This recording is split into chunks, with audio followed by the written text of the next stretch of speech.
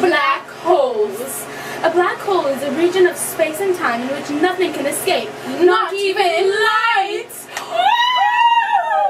Hello again, I'm Lisa Aguilar. And I'm Caroline Kent. And today we're going to do our physics project on Black holes.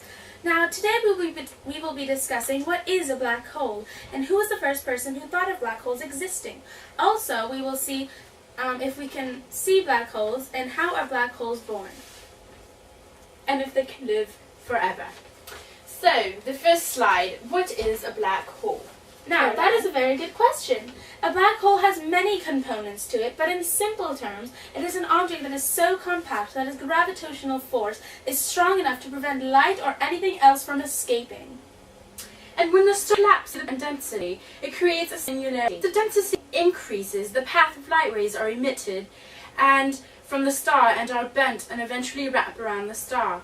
Any emitted photons are trapped into an orbit by the gravitational field, and therefore photons will never leave it. Because no light escapes after the star reaches this infinite density, it is called a black hole. Who was the first person who thought of black holes? His name was Pierre-Simon Laplace. He was from France. He based his findings from the laws of gravity. The size of the object is in direct correlation with the gravitational force felt on the surface.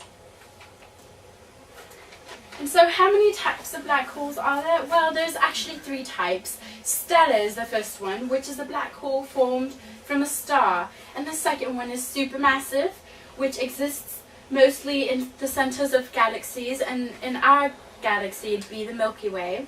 And then there's also miniature black holes, which depends on the size, but scientists have guessed and thought that it's been created after the Big Bang. And the picture in the background is an example of a stellar black hole. Alright, how are black holes born? Well, black holes are born when an object is unable to withstand the compressing force of its own gravity. When a massive star runs out of fuel, the star explodes into a supernova. A black hole is formed, and they are usually only a few times heavier than our sun. So some effects of falling in a black hole, well, it does not act like a vacuum cleaner. So if someone were to fall in, their body would stretch apart severely, and the body would be stretched into millions and billions of little tiny pieces, which is also known as spaghettification. Do black holes live forever?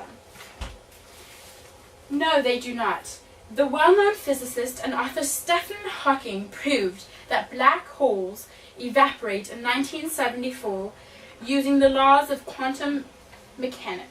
Also, a black hole does not live forever because nothing can escape its gravitational force, and therefore it was thought that it was impossible to destroy, but in fact, we now know that black holes can actually evaporate, slowly returning its energy to the universe. Can we see black holes? No, we can't, but we can detect material falling into black holes and being attracted by black holes. Our universe is filled with billions of black holes. A black hole is impossible to see because light cannot escape it. But if the black hole is close to a normal star, then the matter falls or is pulled towards the black hole, gaining kinetic energy.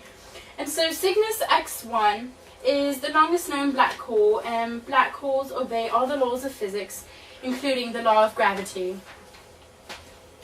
The end. And in conclusion, there is much to learn about black holes that we still don't know, and there is research continuing on to find out more information. Thank you for watching, And have a wonderful day. Toodaloo!